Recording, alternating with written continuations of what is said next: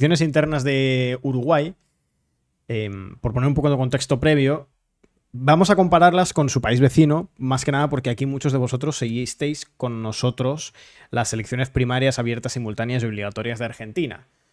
Es decir, unas elecciones primarias en las cuales no solo se define a los distintos candidatos a la presidencia de cada partido político, de cada espacio político, es decir, si tú eres un votante de un partido X, vas a votar unos meses antes de las elecciones al candidato que quieres que represente a ese espacio político y por ende esas elecciones sirven al mismo tiempo para efectivamente definir las candidaturas, pero también como una suerte de macroencuesta en la cual podemos ver cómo parten, con qué fuerza parten los distintos partidos políticos. Claro, eso en Argentina es muy útil porque las elecciones PASO, las primarias abiertas, simultáneas y obligatorias en Argentina, el voto es obligatorio, al igual que lo es en las elecciones presidenciales. Entonces, ¿qué pasa? Que nos sirve, en efecto, esa elección primaria nos sirve para saber más o menos cuál es el clima político, es decir, cómo vienen de fuertes los distintos partidos políticos. No sé si me explico. Porque al final va más o menos, siempre va a votar más gente en las elecciones definitivas que en las primarias, pero bueno, en cualquier caso tenemos siempre un número interesante en las PASO que nos permite saber cómo vienen las tendencias. Siempre hay que hacer matices, ¿no? Pues que, por ejemplo, las figuras de la oposición siempre salen fortalecidas en las elecciones PASO, siempre, es una tendencia lógica, general, pero en cualquier caso te da alguna que otra tendencia, ¿no? Bueno, en Uruguay no es tan así. ¿Por qué? En Uruguay, estas elecciones primarias, elecciones internas que se llaman, no son obligatorias. Entonces, como no son obligatorias, vota mucha menos gente que el día de las elecciones definitivas, digamos. Para que nos hagamos una idea, y esto es como un primer contexto que hay que tener, un primer matiz que hay que hacer, en las elecciones generales del año 2019, en Uruguay votó el 90% del censo, una participación marcadamente alta. Son elecciones obligatorias, pero aún así es una participación alta. Mientras que en las internas de ayer votó el 35% de la gente. Estamos hablando de prácticamente un tercio del censo del año 2019. Entonces, ¿nos sirven estas elecciones como una suerte de gran encuesta oficial para ver cómo vienen los partidos? Pues bueno, nos puede indicar ciertas tendencias, pero hay que matizarlo mucho, porque al final, en unas primarias que no son obligatorias, evidentemente va a participar bastante más los sectores ciudadanos más politizados, ¿no? O más militantes o más vinculados a la vida política. Entonces, como digo, sí, si en teoría si no vas, te multan. Es así. Bueno, entonces ese es un poco el contexto previo que hay que tener, ¿no? Para ubicar. ¿Cuáles han sido los resultados? Una victoria del Frente Amplio. El Frente Amplio, recordad que es esa gran coalición de partidos desde la socialdemocracia uruguaya hasta la izquierda revolucionaria, tanto comunista como trotskista, y otros espacios políticos intermedios, que ha ganado con un casi 42% de los votos. En segunda posición ha quedado el Partido Nacional, que es el partido principal de la coalición de gobierno, la coalición multicolor, del presidente Lacalle Pou. El Frente Amplio ha crecido en relación a las primarias, a las elecciones internas del año 2019. Y además en las encuestas viene bastante fuerte. Ahora haremos un repaso con eso. Mientras que el Partido Nacional ha caído bastante en relación a lo que fueron las primarias de hace 5 años. Y aquí hay que dar varias explicaciones, ¿no? El Partido Nacional gobierna ahora mismo a través de Lacalle Pou con una cuestión que es, en cierta medida, una excepcionalidad en América Latina. Porque en el año 2019, cuando tienen lugar las elecciones presidenciales, entre Luis Lacalle Pou y Martínez, el candidato del Frente Amplio, en primera vuelta el Frente Amplio obtiene casi el 40% de los votos, mientras que el Partido Nacional de Lacalle Pou, derecha liberal conservadora, por así decirlo, institucionalista, eso sí, no es un Milei, no es un Bolsonaro, es más bien un... Bueno, es que ahora quedan ya pocos, ¿no? En América Latina, pero ya me entendéis. Ese partido obtuvo más o menos un 25 o 26, 27%. Bien, para encarar la segunda vuelta, el balotage, hubo una suerte de coalición informal entre varios partidos de la derecha uruguaya. Fundamentalmente 3. El Partido Nacional, había más, pero fundamentalmente 3. El Partido Nacional, el Partido Colorado, el histórico Partido Uruguayo, y Cabildo Abierto, que es el partido de Guido Manini más escorado a la derecha radical militarista, por así decirlo, ¿no? Bien.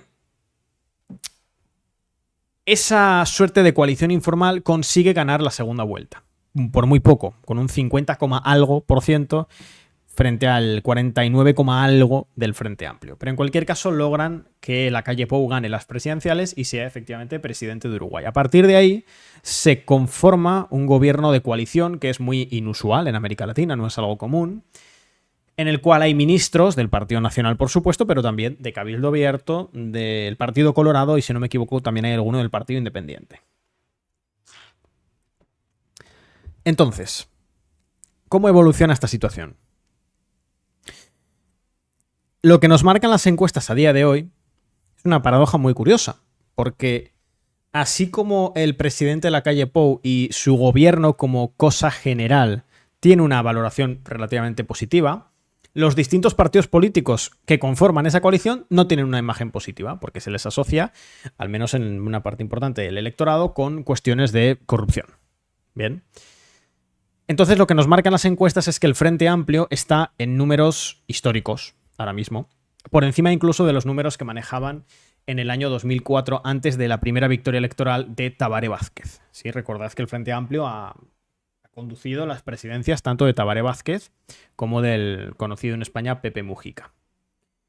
Entonces, estas encuestas lo que nos dicen es que el Frente Amplio estaría en torno a un 43, 46, 48, 42. Es decir, en todas ellas nos indican que está por encima del 39% que obtuvo en el año 2019. La política no es una matemática simple, no es una aritmética sencilla, ¿no? Pero a priori, como punto de partida, si tú en el 2019 en primera vuelta obtuviste un 39%, además, en un país como Uruguay, ¿no? Que los decibelios de la política son mucho más bajos. O sea, el debate público no se puede comparar al de la mayoría de países latinoamericanos. Es un debate bastante más sosegado, bastante menos polarizado. Y por tanto no hay grandes movimientos de trasvase de votos de una elección a otra, ¿no? Entonces, si tú en el año 2019 obtuviste en primera vuelta un 39% y te quedaste a las puertas a menos de un punto de ganar en segunda vuelta, si en esta primera vuelta del 2024 estás cercano al 44, 45, 43, 46%, pues dejas la puerta ya muy abierta a una victoria electoral y a una nueva presidencia del Frente Amplio. Eso es lo que nos indican las encuestas y eso es lo que nos marca la tendencia de las elecciones primarias. Porque si las comparamos con las primarias del año 2019, el Frente Amplio ha sacado más de 100.000 votos de diferencia, porcentualmente es bastante, de lo que sacó en el año 2019, y el Partido Nacional ha hecho lo opuesto, sin que haya ningún otro partido de la derecha uruguaya que crezca exponencialmente. Entonces nos encaminamos a priori a un escenario de que en octubre probablemente no haya una victoria del Frente Amplio en primera vuelta, que en Uruguay es simple, 50%, no tiene más, pero sí una victoria fuerte del Frente Amplio entre un 42 y un 48% en esa horquilla. Y en esa horquilla, efectivamente, partiría con bastante ventaja el Frente Amplio en segunda vuelta, incluso aunque se vuelva a reeditar, como es esperable, esa coalición multicolor para apoyar al candidato del Partido Nacional, que es, por cierto, ya Álvaro Delgado, ya se ha confirmado. ¿Por qué? Porque Lacalle Pou no puede ir a la reelección, porque en Uruguay no existe la reelección inmediata. Por eso los gobiernos de Uruguay fueron Tabaré Vázquez, José Mujica y de nuevo Tabaré Vázquez, porque no podían reeditarse. Entonces,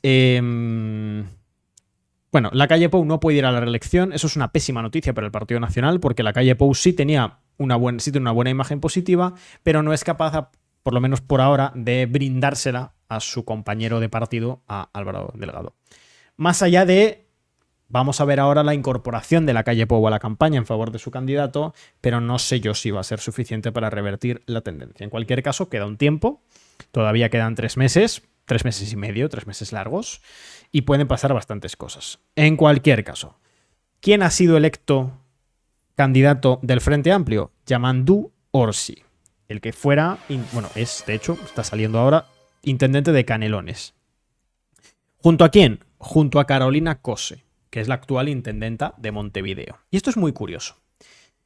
El Frente Amplio es, en cierta medida, una suerte de excepción, ¿no? En América Latina y en el mundo hispanohablante, en las izquierdas hispanohablantes, por la capacidad que tienen de mantener a largo plazo su unidad de proyecto, su unidad política.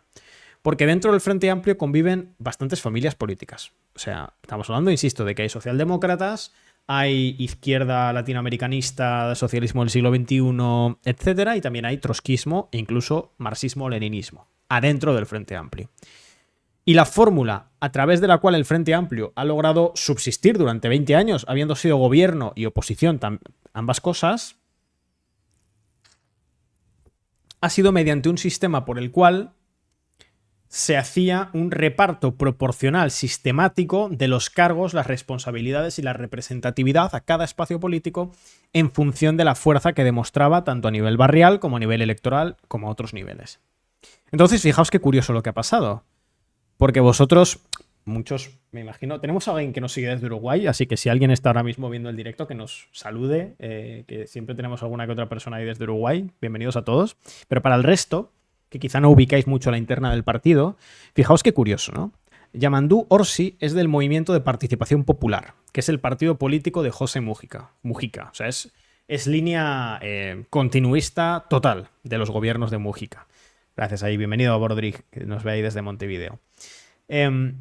Entonces, él va a ser el candidato porque ha obtenido cerca del 60% de los votos. Más, una diferencia mayor con respecto a Kose de lo que indicaban las encuestas, debo decir. Mientras que Kose, la que ha nombrado como vicepresidenta, era su oponente en la primaria. Es decir, ella, que era la intendenta es la intendenta de Montevideo, tenía el apoyo, por ejemplo, tanto del Partido Comunista Uruguayo, que es de tendencia marxista-leninista, como de las corrientes trotskistas dentro del Frente Amplio. Para que veáis. Bueno, pues tal cual terminan las primarias, Yamandú Orsi obtiene un 60% y Carolina Kose cerca de un 40%.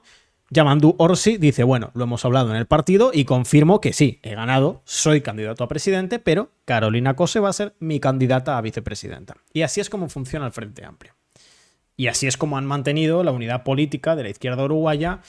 Yo diría que como ningún otro partido político, es más, diría que hasta hace nada el ejemplo en ese sentido era probablemente el más boliviano junto al Frente Amplio uruguayo, y el más, evidentemente, ha dado toda la vuelta, ¿no? Es todo lo contrario, es ahora mismo el peor ejemplo de unidad de la izquierda en ningún país latinoamericano. Así que eso es lo que la situación que tenemos ahora mismo en Uruguay de cara a esas elecciones en octubre.